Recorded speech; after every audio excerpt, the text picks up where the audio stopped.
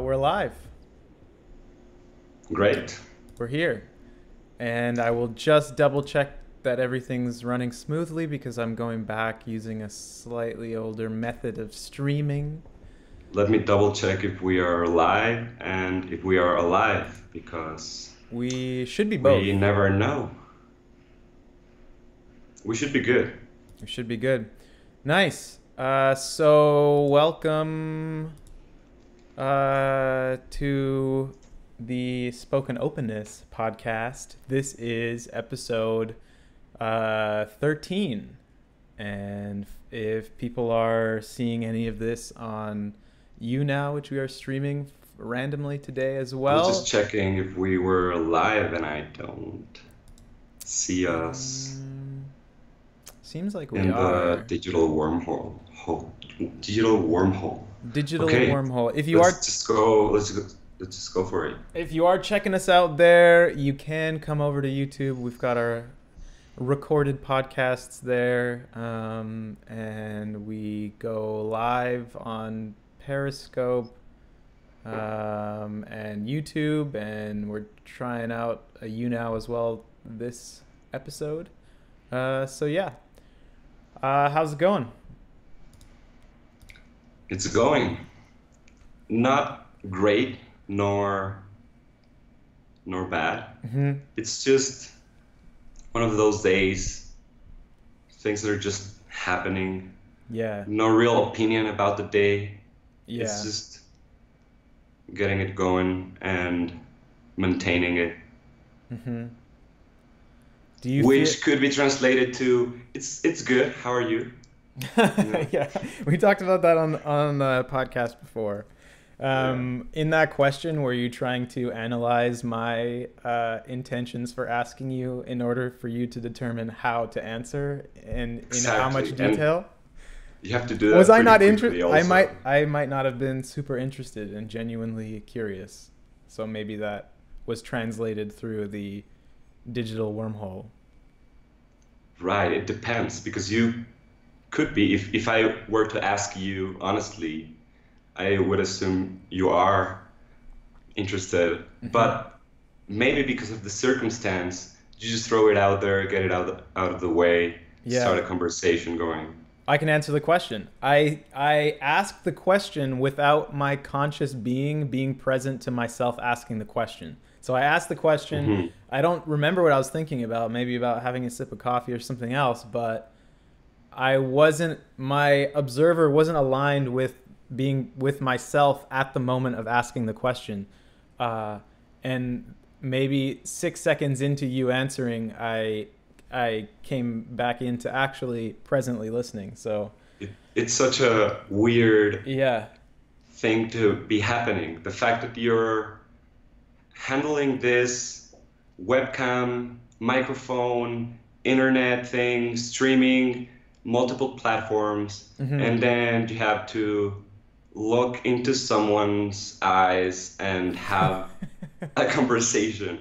Just which is funny because you're switch. looking at a screen. Like I'm looking at you on the screen.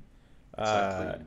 If I were to like look closest towards you, I had to look at my lens, which has nothing to do. That's even more detached. That feels spiking a camera lens is one of the weirdest things. I think it just feels so strange to look directly into a camera lens. It is. I haven't fully figured out why. It's hard to maintain an idea when you're looking into a camera. Yeah, I think bloggers become very good at that. And That's it's true. such a it is a very weird relationship to have. yeah. You and a lens. Do you think that it's well, I guess you could also project your definition of the other onto the lens. You could have an, oh, this is the audience. This is my brother who I'm going to send this to, or this is my whatever. And you can look into it and sort of play make believe and put a phantasmical person there. Mm-hmm. Do you think that there's the phenomenon of why it feels strange is just because you're overly aware now of what it might potentially be recording about you, and it's just that notion that, I mean, we go through life, we're not, well, we are being recorded, but that's another discussion. But your everyday life, you're not really thinking about the fact that you're being videotaped, so that when you look at a lens, it's that you're aware that you're being recorded. Do you think that that's it, or do you think something else is going on? Some kind of like quantum things change when you observe them, mirror to yourself type situation going on there? Certainly both. I think that we're all either comfortable in front of a camera or we don't, or we're not. And that can be, I guess that can be trained and that can be learned. But other than that, is a monitor depth is the depth of the picture it's representing, right? So Explain. does that make sense? No. Not at all. What I just don't quite what's the understand interpretation of that? A screen depth, you just might look at a screen from sideways, the and width. it might be the width or the depth. Okay. Right? Okay. Yeah. It's like playing with those words. It's the depth or the width of the picture it's representing when you're looking at it. So I don't fully understand. Do you feel I don't like fully that understand. means? Do you feel like that doesn't mean anything? I mean, I'm reaching here. I'm reaching, and I'm trying to. You're giving it a try. I'm giving it a try. Are you trying to say that it's sort not of like scientific at it's like a all. low resolution representation of the thing, and that even if it's 4K, it like metaphorical resolution, like it's a low. No, it's not at all technical like that. Okay. It's more philosophical and No, but that's what I'm saying. abstract That's in what a I'm way. saying. That's what I'm saying. Even if it's 4K, you're talking about, I'm saying, using resolution as in a representation of the actual thing. So you use the width of the computer, but let's put it another way. When you're in front of a screen, yeah. the only thing that matters is the thing that screen is showing. Yeah. And totally. if you're looking at something that has incredible depth, yeah. it doesn't matter if the width of the monitor is actually this big. Yeah. You're inside that humongous depth right. that And the screen is also, showing.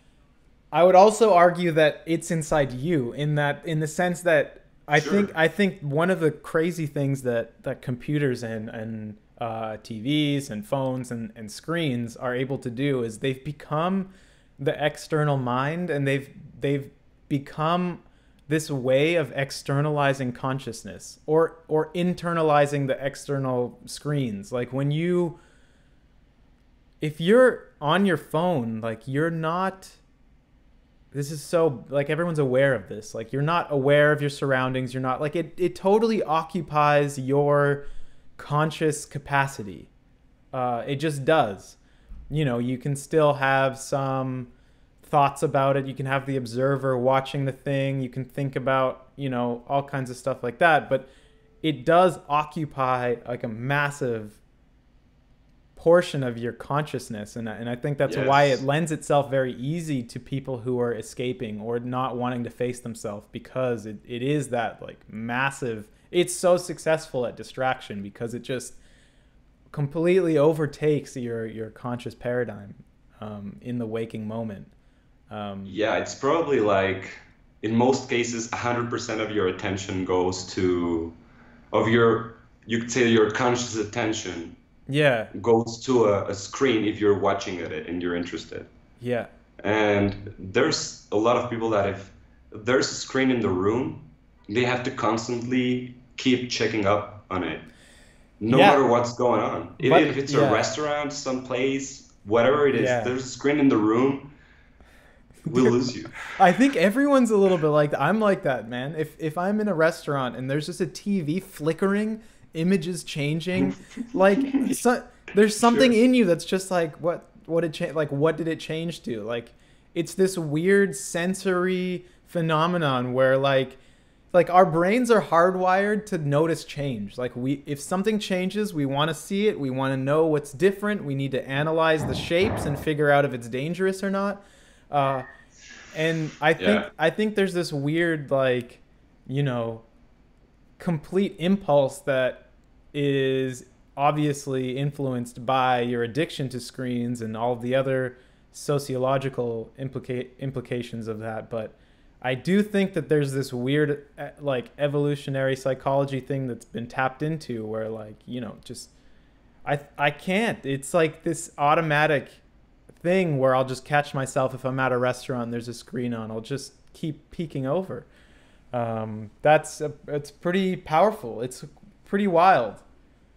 And most of the time it's commercials trying to sell you something. Most of the time it's marketers ruining the medium. That's true.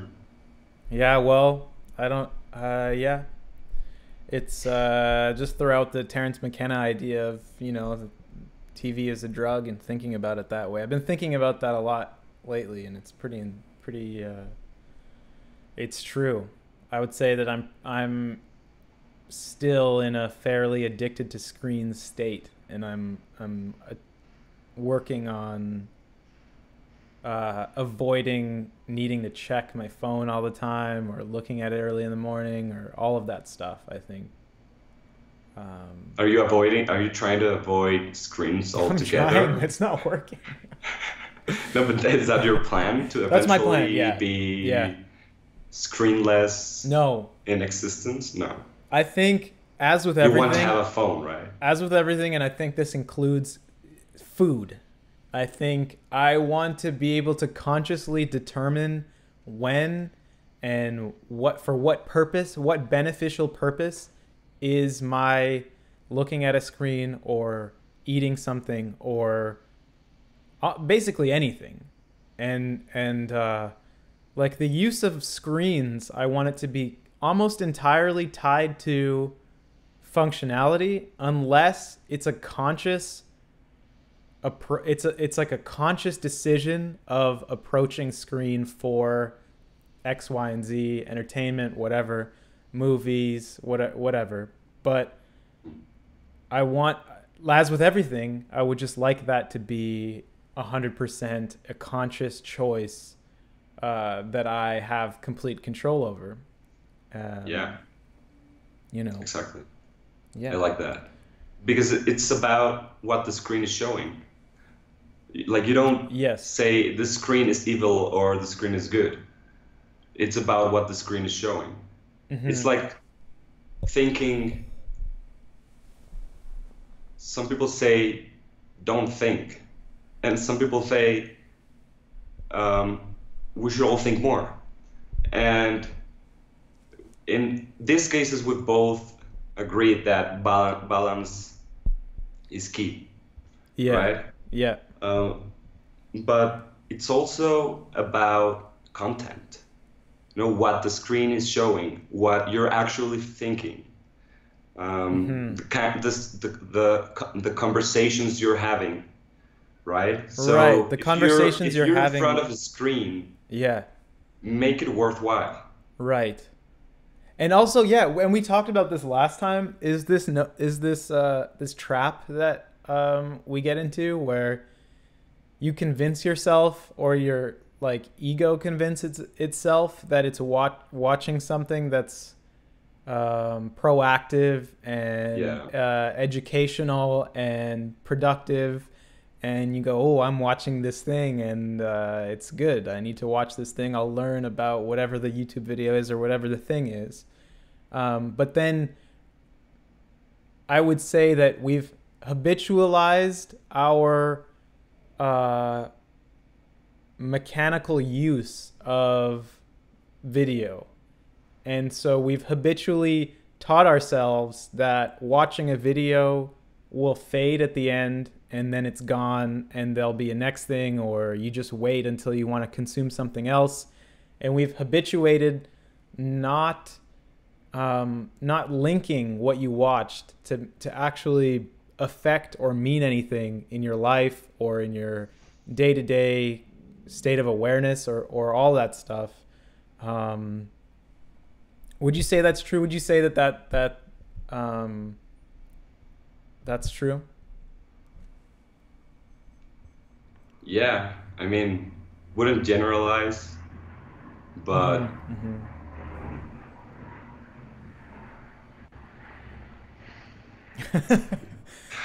What?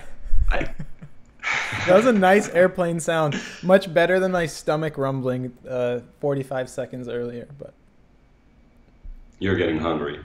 no, I'm good. You're good. Um,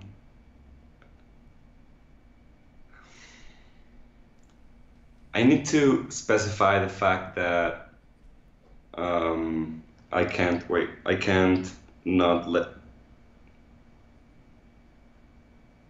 couldn't let that call just go missed call, so I replied with a message. Oh, that's all good. Yeah. I'm sorry. Do you need to answer it? No, it's good. All right. Um, but getting back to the screen thing, I feel like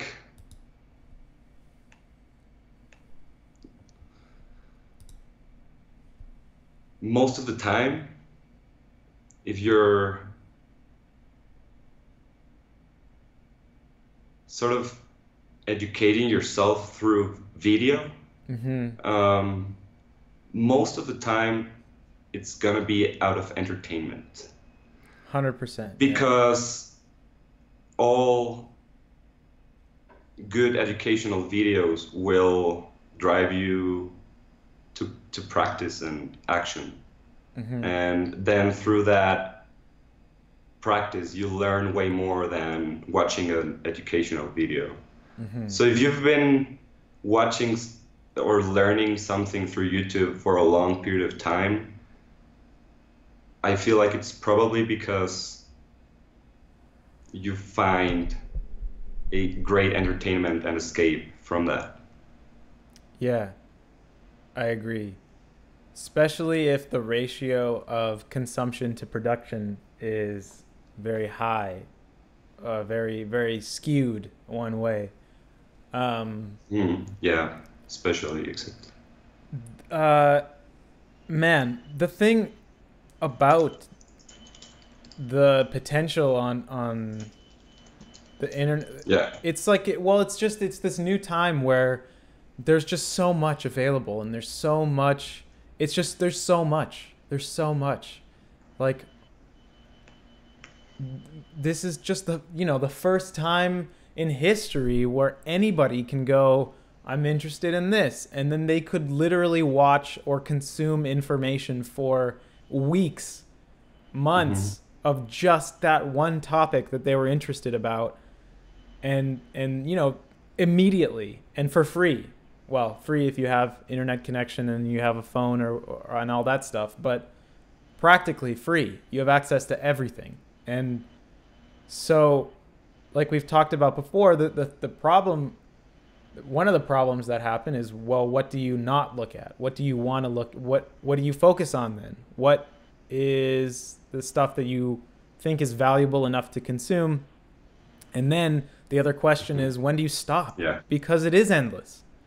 So, uh, what Yeah. what are you gonna allow yourself to accept as a fulfillment of your curiosity? Like, what is the point where you're like, okay, I was interested in this subject or I was curious about this thing, but now it's not necessarily serving any Because purpose. because the curiosity is mainly intellectual. Yeah, killed the cat. But if you switch the curiosity to your own manifestation of whatever that thing you're curious about is, Yeah. then I think that's generally seen as a more meaningful thing to do Hmm. and successful, probably. If you switch the curiosity from an intellectual curiosity to a curiosity about how do you manifest that curiosity in your life, Hmm. that's, I think, generally more meaningful. I'm daring to say, but I don't, Yeah. because you could write, you could make a product that's all purely intellectual, like Yeah. a Yeah. novel or a piece of academic text. Uh-huh. I don't know, right? Yeah. But that's also practical and productive, and that's also manifestation, right? So Hmm. I'm not going against Yeah.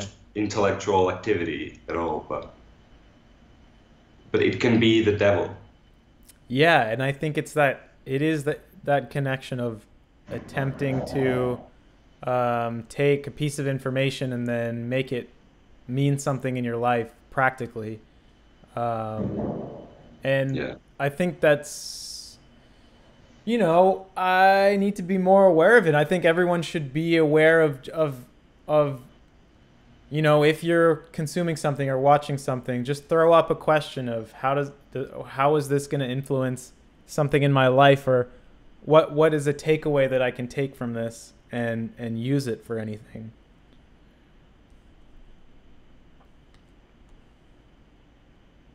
We've got a dark screen. I thought it potentially could have just been the webcam, but it might be the whole scene.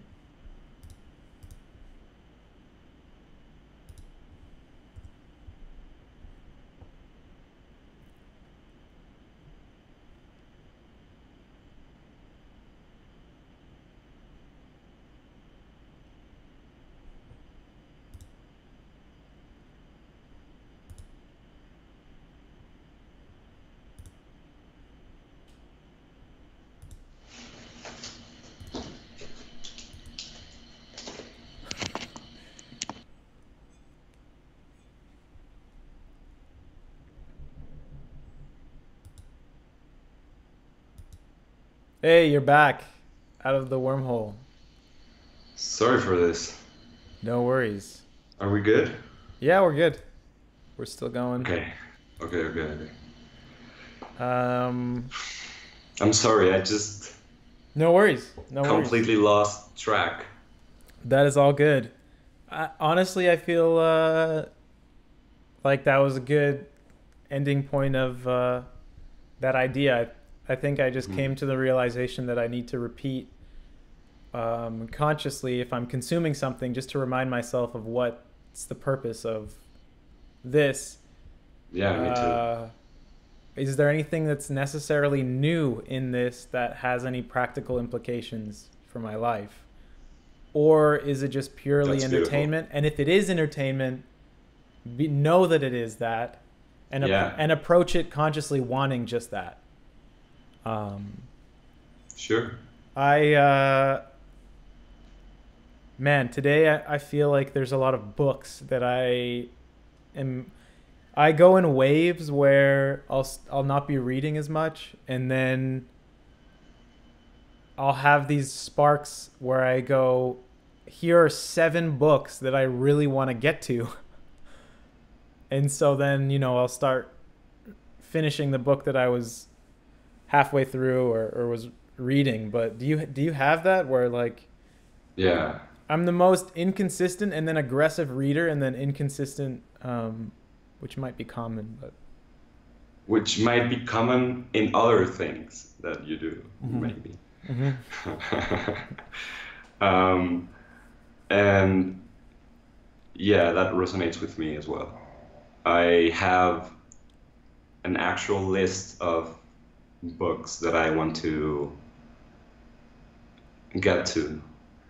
And I made that list so that I could figure out where I should start. and Hmm. they're all here. They're like I could Yeah. pick any one of them. So, Yeah. um, there's also other stuff going on. So also the debate of should I read in the first place? Like that right now? Is that process right now? Hmm. So that I struggle with that. Yeah. Um, that is something that is something that if I do every day, I know that it positively impacts me in many different ways. So that will be something that I want to start doing again. But yeah, it's So yeah, for sure. I did want to say that I think when you read versus watch something, um, I think that one of the differences is there's a massive physiological difference for me. If I read, it sparks way more of my own ideas, my way more of my imagination, and I mean, I guess that's to be expected because one thing you're being shown all the images that you don't need to have any faculty to recreate. You just need to Yeah. open your eyes and sit there. Um, but I do find that interesting that that change after maybe after like 6 days of reading every day, something like that. I really notice a difference. But yeah. I do feel like it makes a lot of difference. And if you're reading constantly, you're, I think you're improving how you think. And that's great. Like Hmm. improving how you think through reading is, I think, a very true thing to do. Hmm. Like not bullshit. If you're, it depends on content again. I guess depends on Right. what you're reading and what you are repeating to yourself.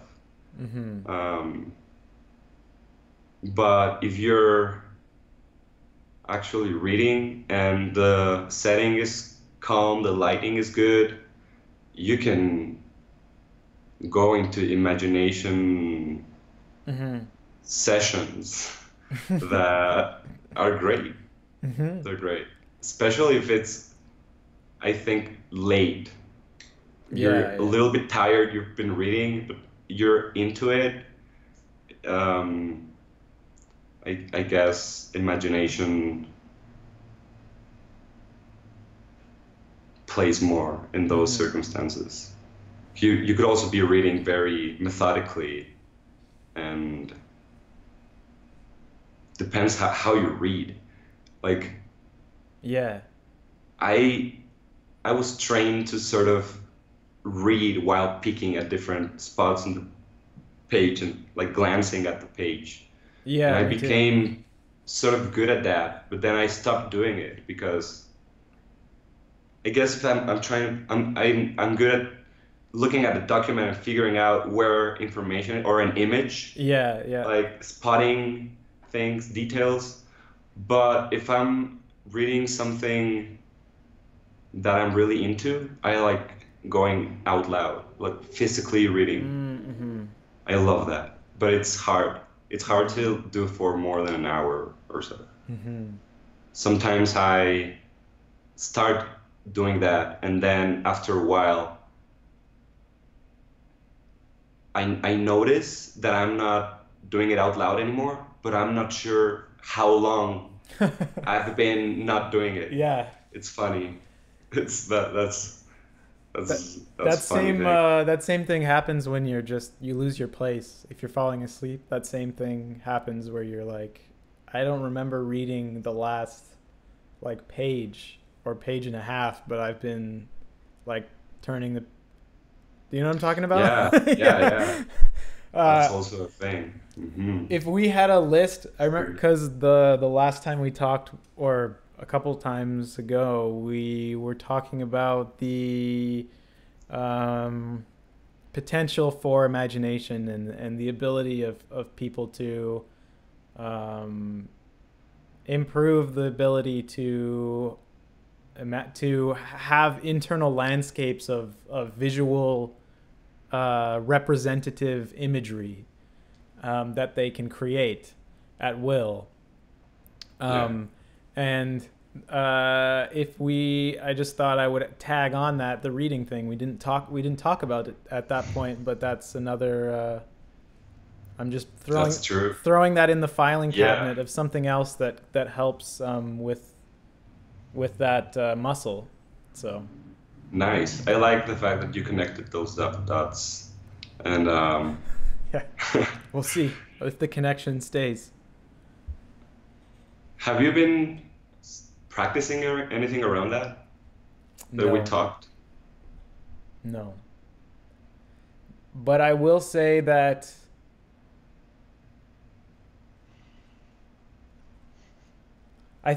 I would say that in an ambiguous collection of daily habit and mental ongoings, I would say that in an abstract map of all those things, I can notice tying up some loose ends and getting closer to the actual physical and mental ability of sustaining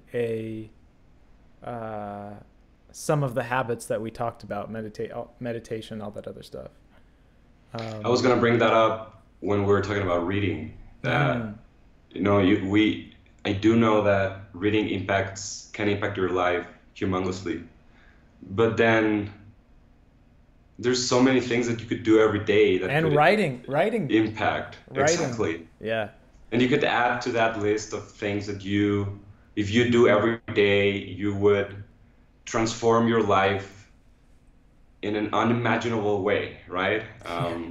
Then I feel like at the end, it's just all about how you manage your time and what are those things that you choose for yourself to do every day. And then doing things every day for a couple of weeks, that's one thing. But doing many things every day for a year, like I bow down to that. I respect that. I think the steps to that is one thing at a time.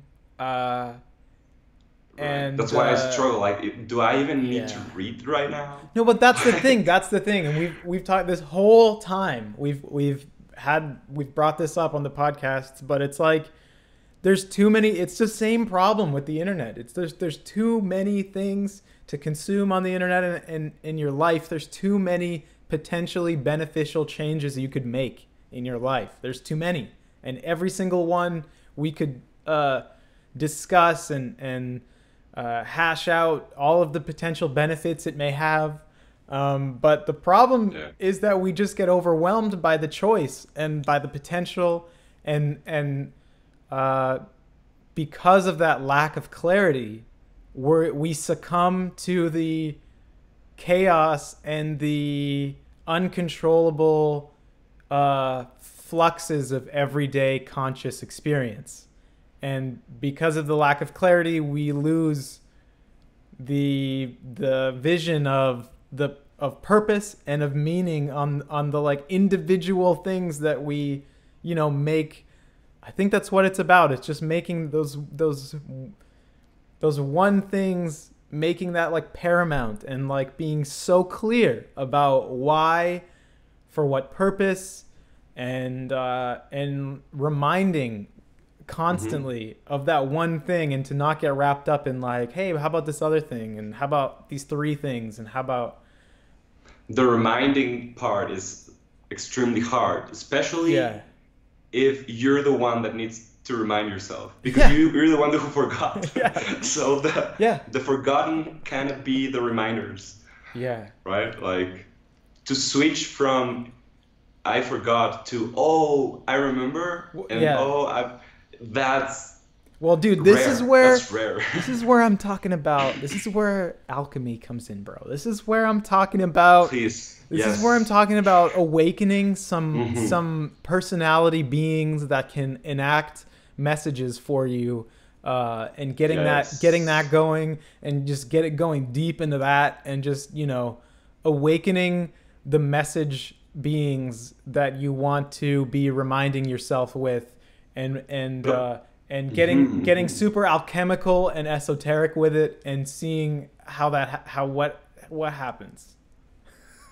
But what happens? No, but what happens if you're the one who needs reminding? Yeah, That's for a reason, yeah, right? If yeah. you forgot, that's for a reason. And it's Mm, also relatable if you forgot the reminder, right, not that necessarily a good reason, but something caused it. something cost it. Yeah, Yeah, yeah, yeah. And you need to attend what caused the fact that you forgot the reminder, yeah. because This the is reminder was important. The reminder was the treasure. yeah, And then you forgot the treasure was there and why. dude. But And this is the same. and Sorry, how no, yes, please bring it up. I I was was just gonna gonna say say, it's about repetition. yeah, Repetition, yeah. repetition, but also this is almost an exact podcast of maybe like 3 ago or a couple ago, where we talked about this stuff, and Okay, then you were like, right. and then you were like, dude, it's deeper. There's a deeper reason why you forgot about the reasons, and there's a deeper causal factor that you can. And then I was like, what's the best way to approach observing that deeper thing? And we were like, yeah, meditation. And then we're like, specific practices, and then we were like, Dude, I no, just remember. and they were like, no, just the habit of it is what counts. Hmm. So I think True. you know what's funny though is just the act of doing the podcast and the act of doing this a second time, and the fact that we've mostly gone on the same journey of this conversation, which is fairly similar to one of the other ones. I think that's very positive, because this is hardwiring it in our own minds, so that if we have step one, we might get to this same place faster, because we've done the journey. Like Yeah, we're paving way for like conscious paths for right. ourselves. But So that's great. that's great as long as there's a percentage of manifestation to that, Yeah. right? Right. Because if that's all going on within yourself, and all you, like, time goes by, and you're like, I'm renewing myself, I'm here, and I'm renewing myself, like, I think that's eventually gonna fade out, right? If you don't demand the malleable reality to bring in more Right. challenges. I So agree. through the manifestation game, you also give yourself chance to grow even more than all the intellectual and psychological and psychedelic existential. Um, yeah, I Yeah. think. I Hey, don't know. listen, I'm not sure. listen. I don't know. I'm Yeah. here. I've got a jersey on. I'm ready to play the manifestation game, bro. Like I'm there too. Dude, nice. I'm ready to I'm ready to manifestation game. You can't Hit the not play bell, it though. but I do think that it's a positive thing to just go through the rational, like steps of this, therefore this, but why this? Oh, that must mean this. And these conversations where we kind of end up at like, oh, that's why we feel this is important. Because Mhm. I think that it does get you there. Like we approach reasons, and we approach the purpose of some of these habits that, like, it's so easy to just go in your head, I want to be meditating every day or reading every day, and but the substructure, like the roots of that thing that come up in these conversations where we really address the purpose of some of those things and really go over that Mhm. again, I think does ingrain in our own minds those reasons, or the approachability of those reasons. The like amount of steps to get to those reasons is lessened, because we're clarifying Yeah. we're moving some of the trash in the on the road so we can go why this is why this is why. Yeah. So hopefully I'm not that's not just bullshit, and hopefully you know, I do think that stuff helps with the manifestation game, but let's talk about the manifestation game, bro. Do you want to? Yeah, I dude. feel Let's like talk we're about talking it. about it, I'm and scared though. it's connected. I think it's connected. Like the why Yeah. impacts the manifestation game so much. Yeah. And I feel you, bro. I'm scared too. It's like Dude. you don't wanna give false step.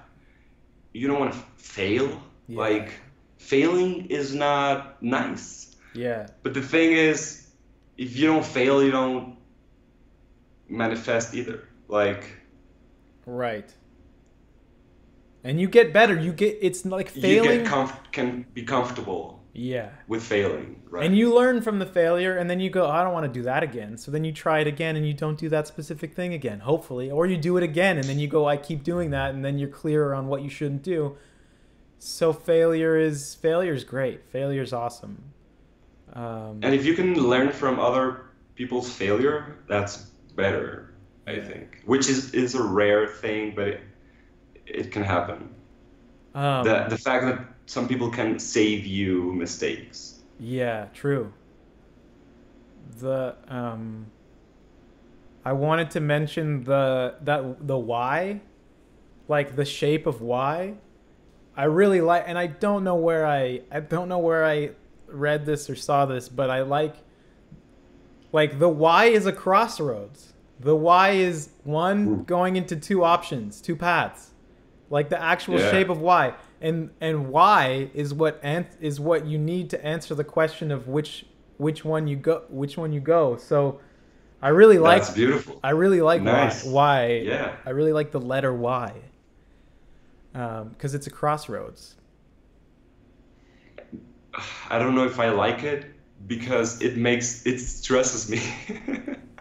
It it I have like a negative response to choices. Yeah.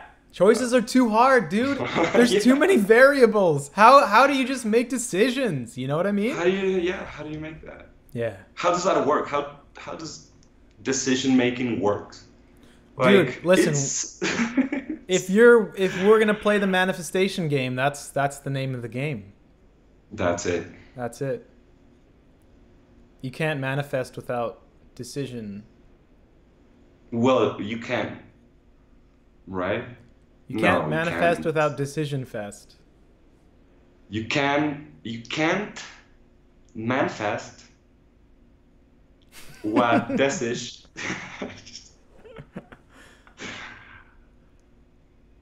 Your decision may not be yours. So so influence is big. Influence is Yeah, huge. yeah, I see what you're saying.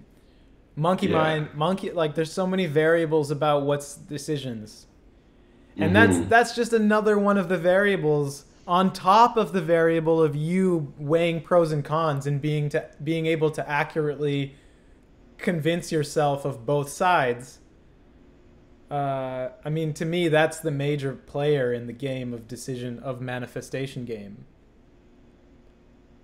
Is who to put on the field, you know? Who to put on the field? Yeah. What players are you gonna put out there, you know? Your teammates? Or are you the coach? I don't know anymore, dude. No, that's not a good metaphor. That's not, no, yeah. The decision game is just you. You sit down. I see it like a game of chess. I see the decision game as like a game Hmm. of chess. I see you sitting. It's like serious. You sit down. It's like now's the time. The manifestation game. You know what I mean? I do. Yeah. I think I do.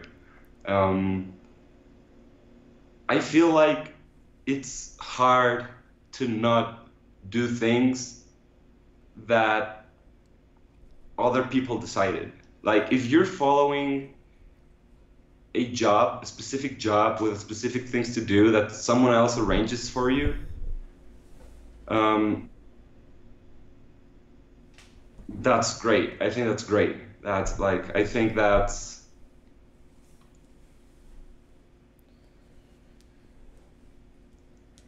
easy. Like that's not. And I'm not not saying. necessarily I'm not bad, not saying. Not necessarily bad sir. either. Not. Yeah. I like. I'm generalizing Hmm. a lot in this thing, but um, following someone else's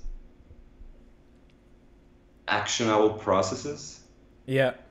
is generally harder than following your own. Um, No, no, no, no. yeah. I think it's easier. Easier. I'm sorry. Easier. Yes. Yes. Yes. Yeah. Yeah. Easier. Yeah. Mm. But that's because we've talked about this before. That's because there is such a like if you decide you want to approach everything from an individual, rational and moment by moment basis, you're Mhm. basically accepting not knowing anything about anything. You're basically accepting the fact that every single situation is going to have different variables, and you're going to weigh the pros and cons. You're going to look at the variables, and you're going to trust yourself to be able to put the boat in the right direction and sail west and find land. But like if you are just if you allow yourself to just accept the decision making and sense making processes of an ideology, then it's like you said, it's relieving and easy, and and I'm questioning maybe if that's better, because if 10% or 20% of the decisions you make on a like automatic basis, if those are wrong, that may still be better than an entirely individualist sense making process that doesn't even lead Exactly. you to any Hmm. decisions at all, because Hmm. like is one man capable of determining and assessing every single variable of every situation? I think not, my friend. uh I agree with you, bro. So, question that I already think I know the answer to. yeah. Should all people play the manifestation game? And I think it's no. I think it's you really need to think about, are you playing Hold the on, hold on. manifestation What's game? the manifestation game? Because I think I'm seeing the manifestation game as in, Let's define that. okay, Yes. Beautiful. I'm seeing it as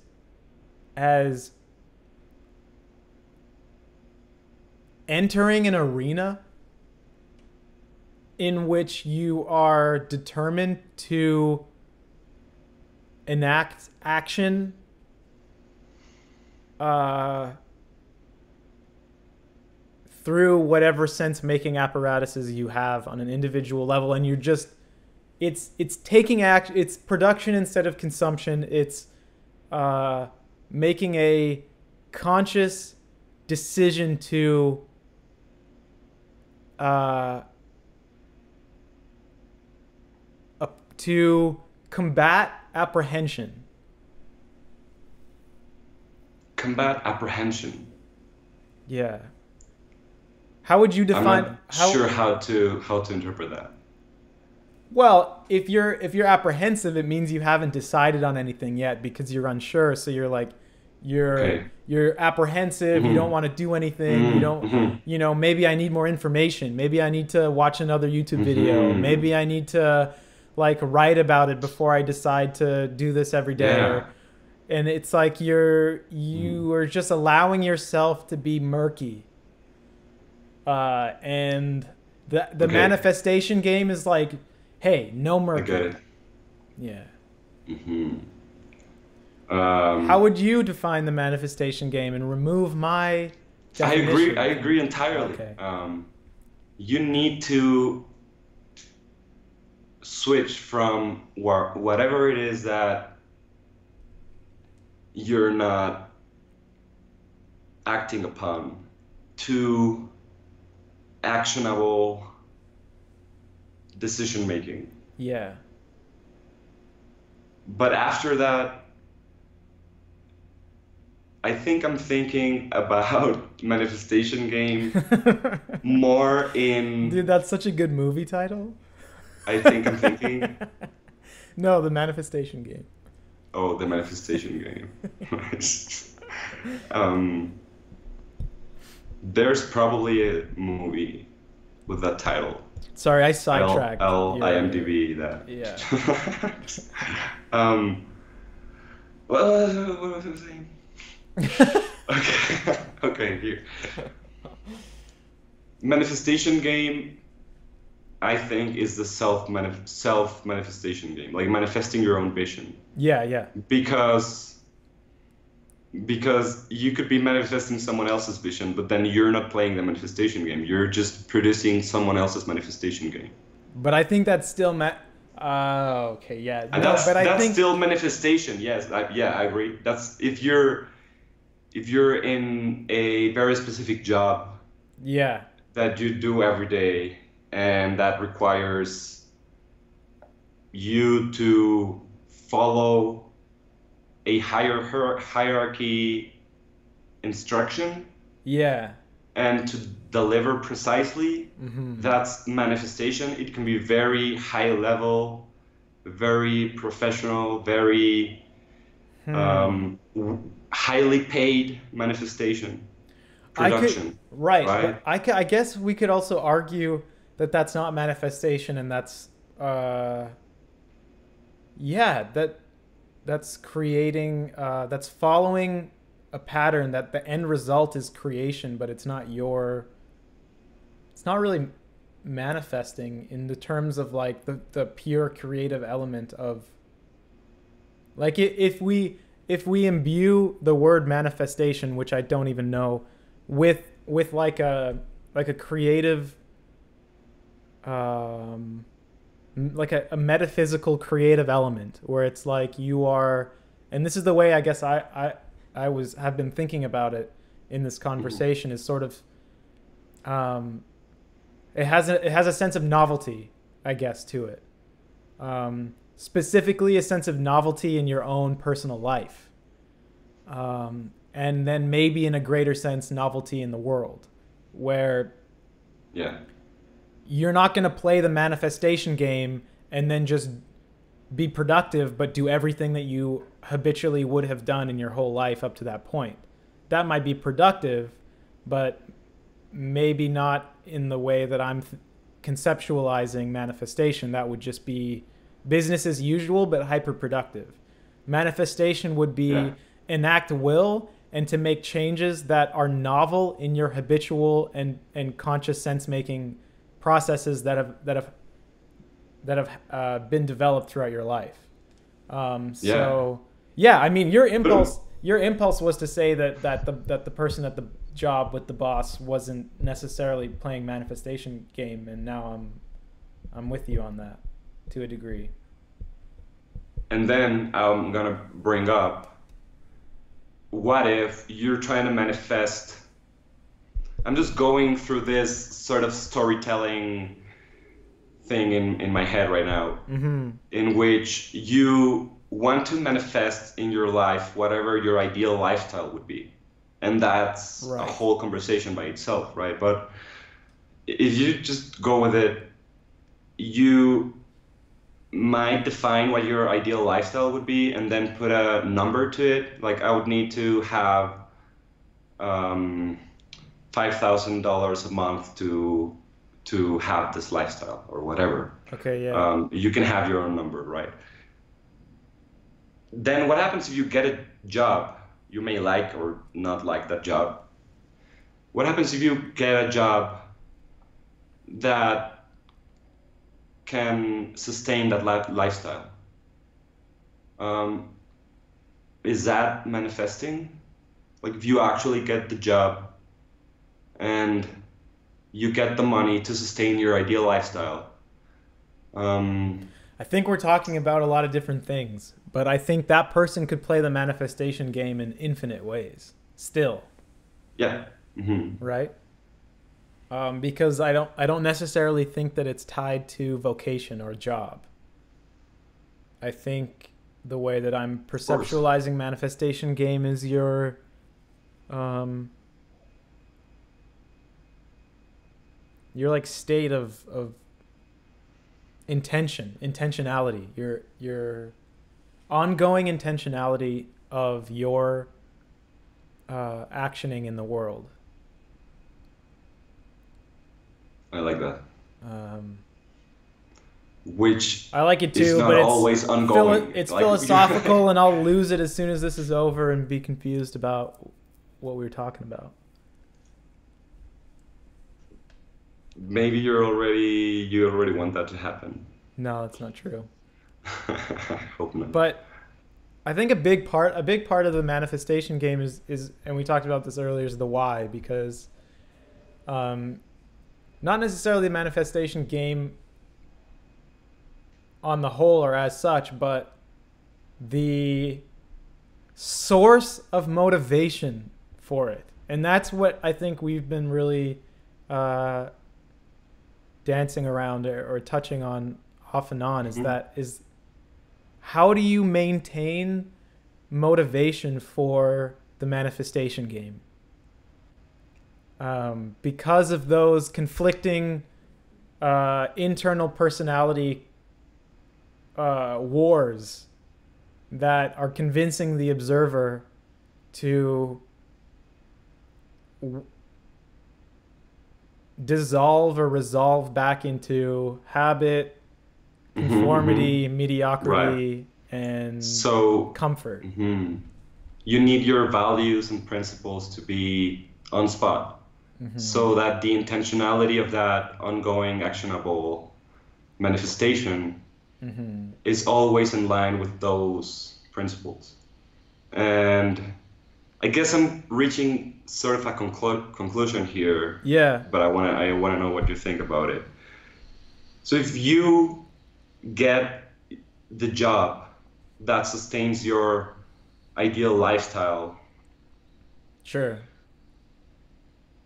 and your ideal lifestyle is fulfilled with that specific amount of money, which may be a lot for some people, may not be a lot for a lot of people, right? But Hmm. doesn't make sense because it sustains your values and principles and your ideal for what your life should be.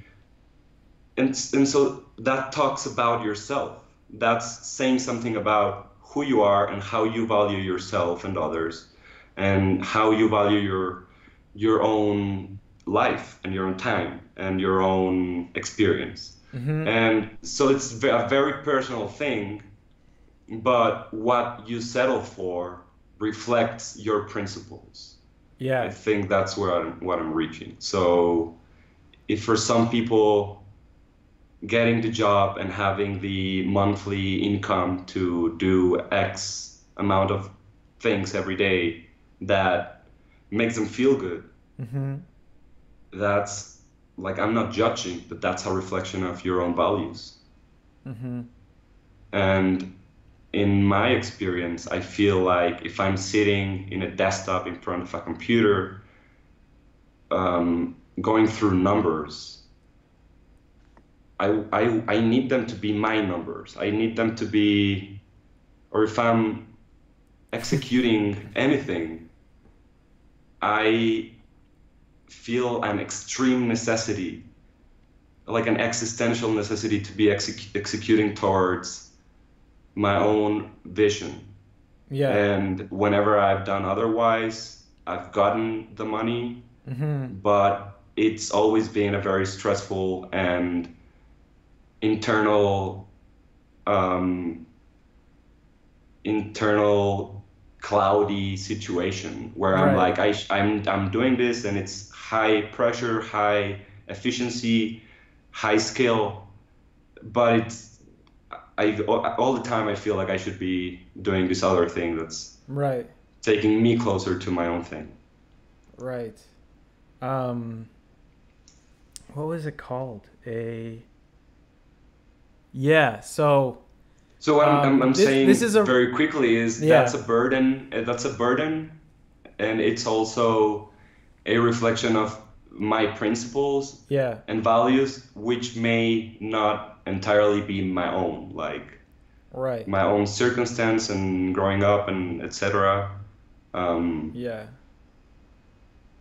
because I could be just following a certain job and living happily, but Mm-hmm. like wanting to be an entrepreneur, it's so Mm-hmm. like it's almost rock star-ish nowadays, Mm-hmm.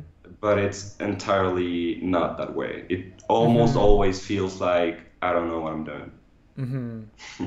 Right. But also I don't think that your drive to be self-sufficient and to develop something for yourself, and the same thing that I feel about that, and probably the same feeling that relates to our creation of art is like this weird ambiguous uh, drive for creating something, or for manifest for that's the manifestation game, I think. Is um, Yeah. I did want to say, and this is probably the weirdest source of or weirdest reference on this podcast, but on um, in the Unabomber Manifesto, I haven't in read that. Ted Kaczynski's Unabomber Manifesto, I think Hmm. it's Industrial Society and something like that, but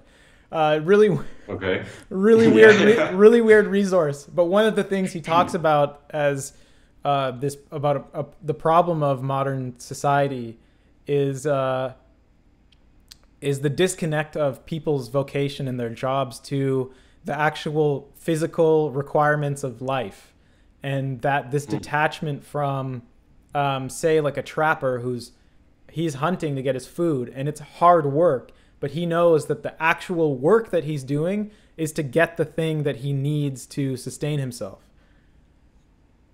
Did we lose you entirely?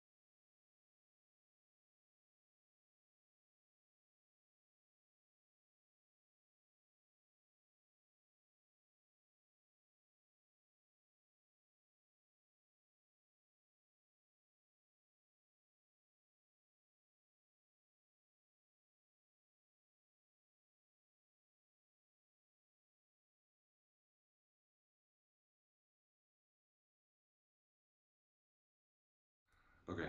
And we're back.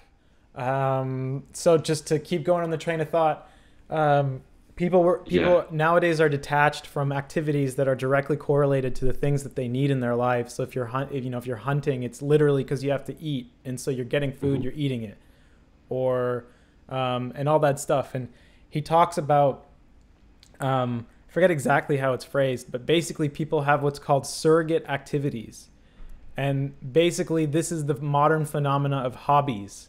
And that before, your job was connected to your sense of purpose and value and well being.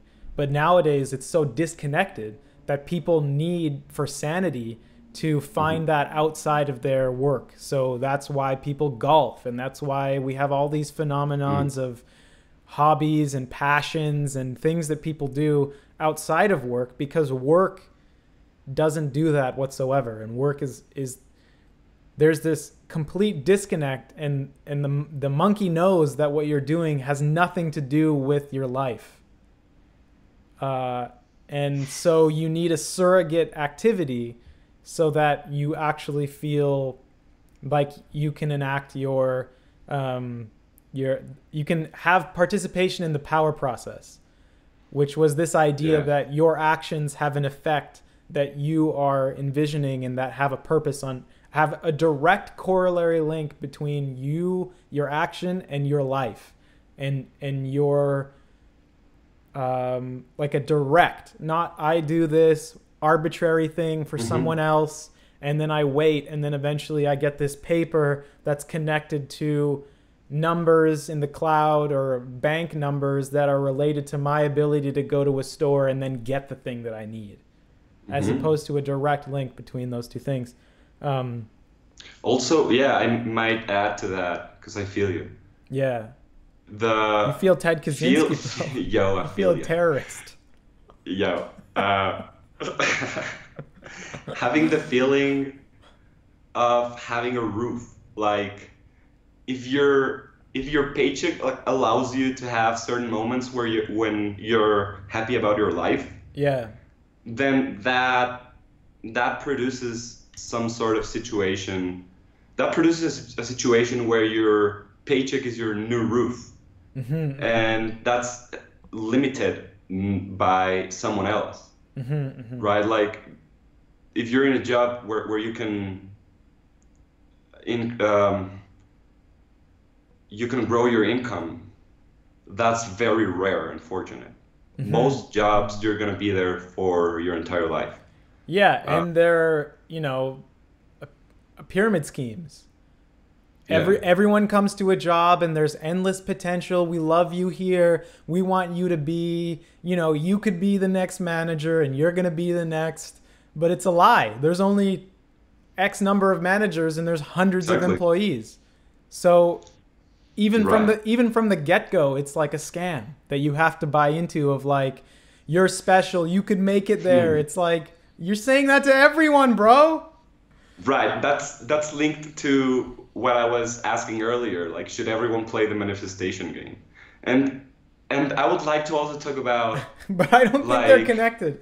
The they manifestation are. game. They I don't don't. think I so. think they are because wage slavery is a real thing, a very real thing, and it's a very important thing for a lot of people.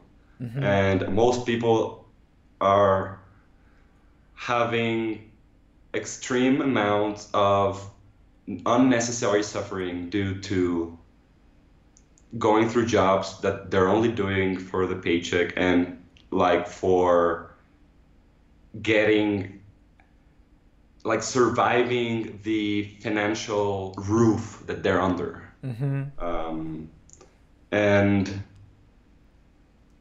then someone might say, well, that's because they're not entrepreneurs. They're not like growing their own business or selling their own products or like, I'm not sure I think that way. Like not No. everyone should be a seller of their own um, goods. No, I don't think I should.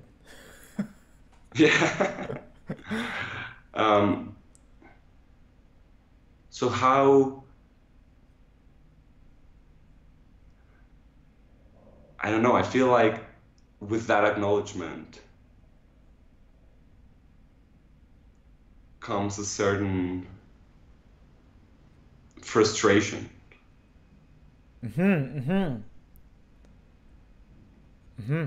What? That's, please tell me about it. I No, I feel don't. scared to go there, I but I don't know. feel like I don't know, but um, I think I think a key piece from this conversation is the idea of, and we've talked about it before, is consumption versus production and manifestation game of going headfirst into the unknown, into potential, and to making the direct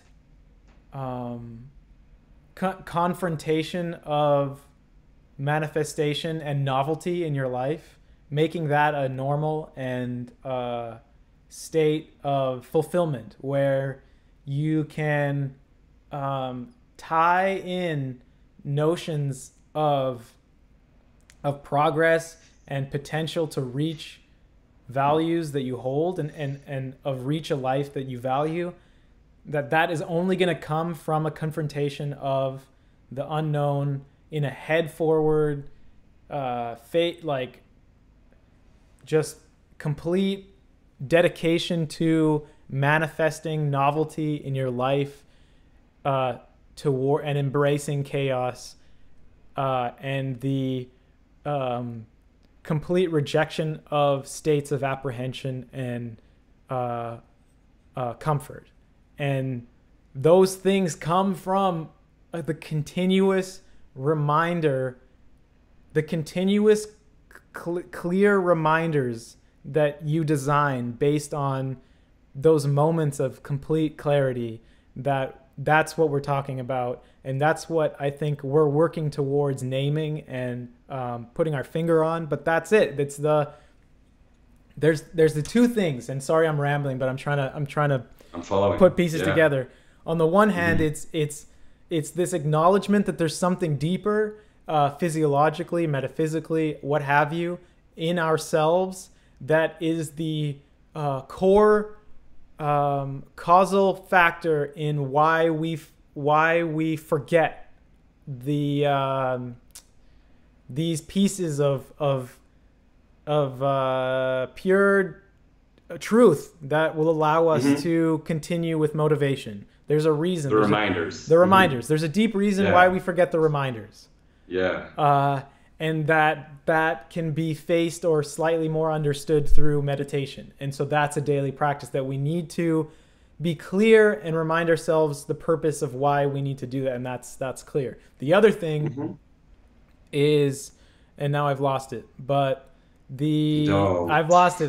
The other thing is, it might just have been the manifestation thing. It might just have been, we need to clarify the reasons for why, and it's the same thing. They're tied. It's the same thing of why suffer, why short-term suffering for long-term gain, why just completely denounce apprehension. And I've lost the train, but I'm trying to compact some of these dialogues into clear things that can be manifested, that can be put into use. Usefulness, pragmatism, these are things we enjoy the notion of. And so how do you make it so that the conversation impacts your practicality? Reminders. But the reminders might be flawed. So you also have to double check the principles. And we need to make the correct reminders. The values. Yes.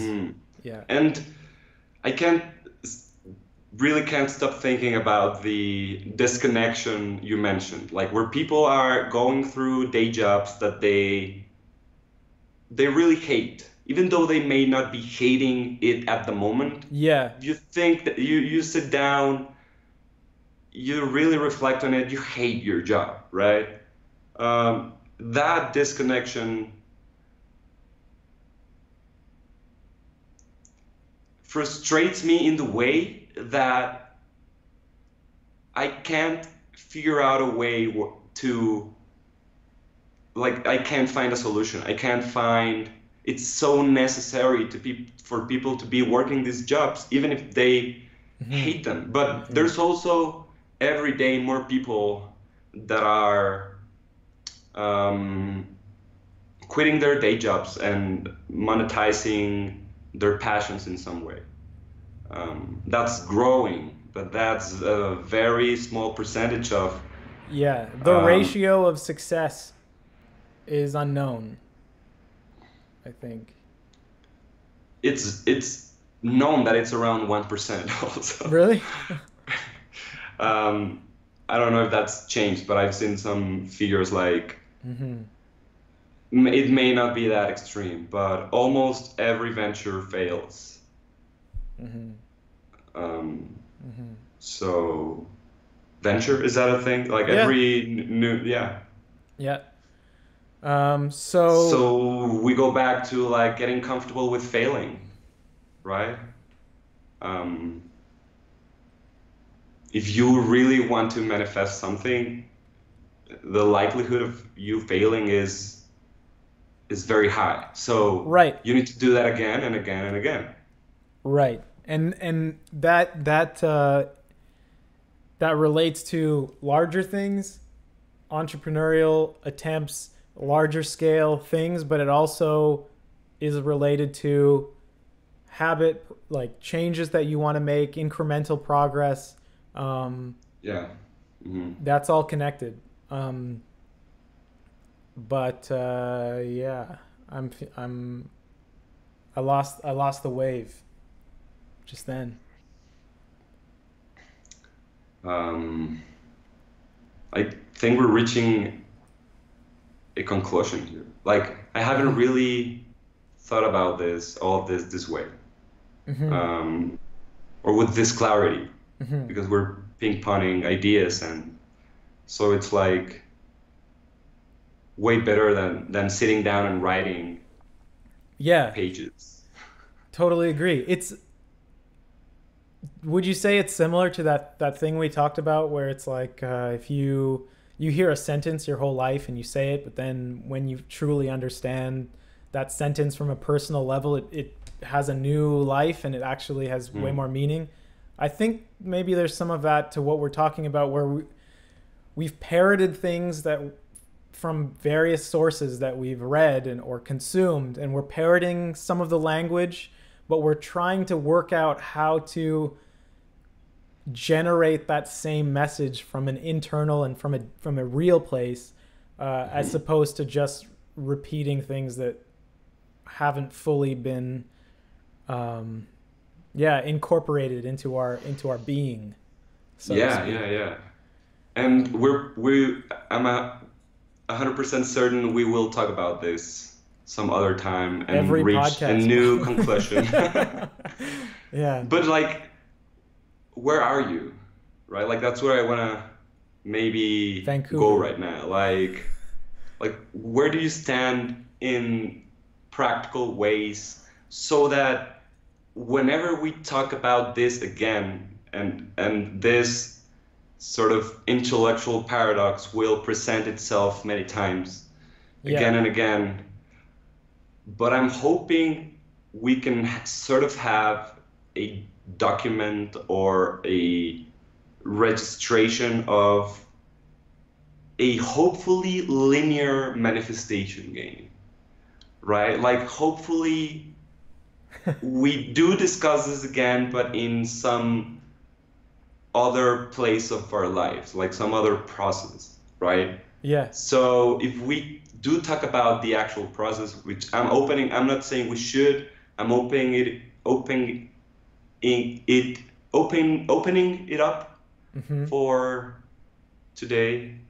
But I don't know, like right now I'm seeing a lot of value in after this, what is it, like an hour and a half conversation almost.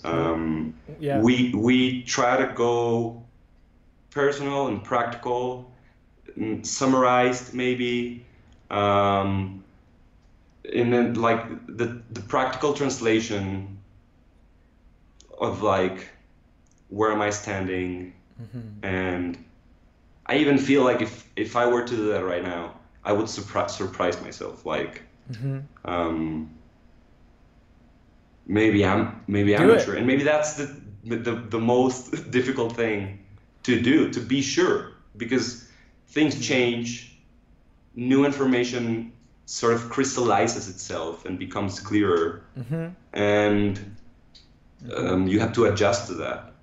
And if you don't go personal and detailed, Hmm. you're not really translating it properly and interpreting the information in terms of what's valuable to your own personal circumstance, right? Right, and that's what we talked about at the beginning. It's absorbing what you're consuming or doing, and then putting in place uh, the potential for that to actually practically be implemented into your life. Which is funny because we talk about that in terms of consuming stuff, but we've never approached that in terms of these conversations.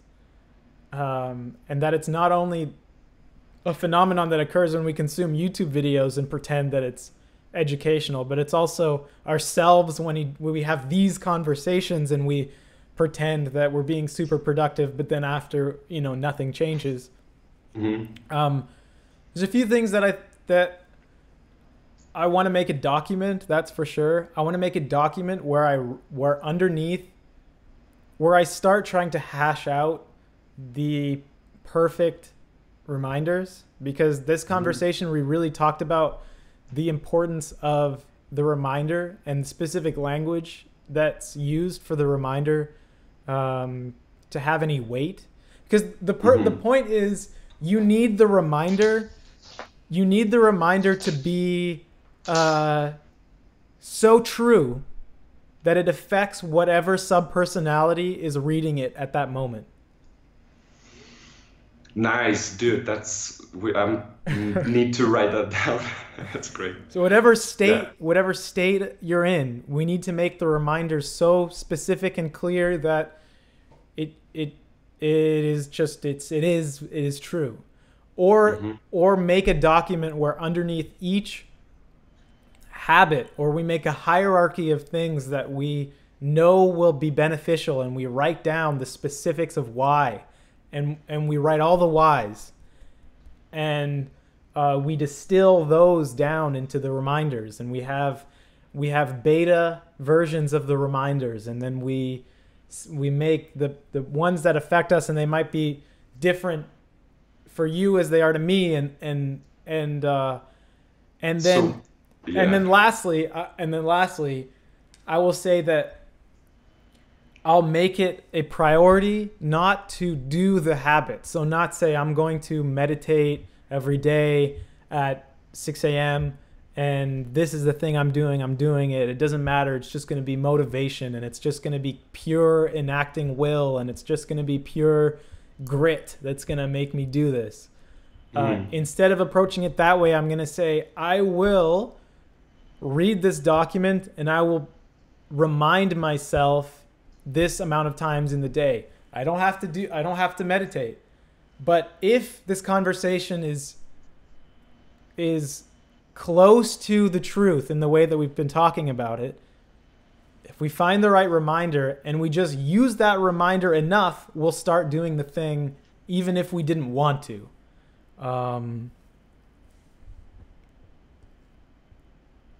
Totally get you. Hey. I'm down again. You're down. We don't have any video on you, but so then I need to switch to the laptop camera. So I need to hang up, call you back. That's it. Okay.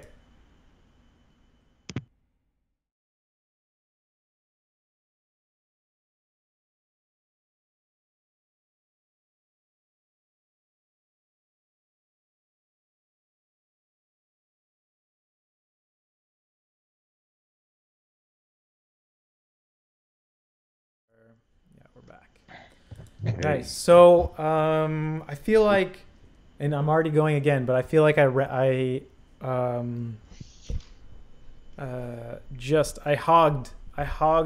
was talking a lot this episode, but as a wrap up, I feel like closing statements.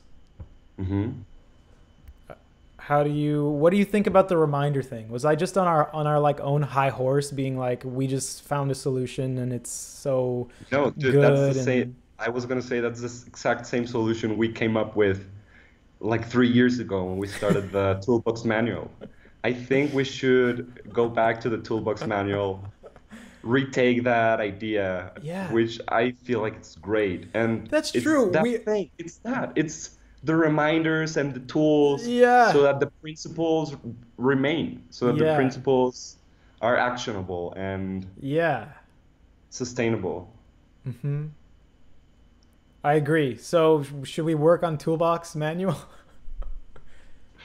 If you want to, like, if we could also can we make a new page? That would be fun. Can we make a new page on the document, and just for the purpose of clarifying the importance of the different habits that we would like to incorporate into our lives, and then and just that page, and then a page of reminder generating and making specific sentences that we'll try out.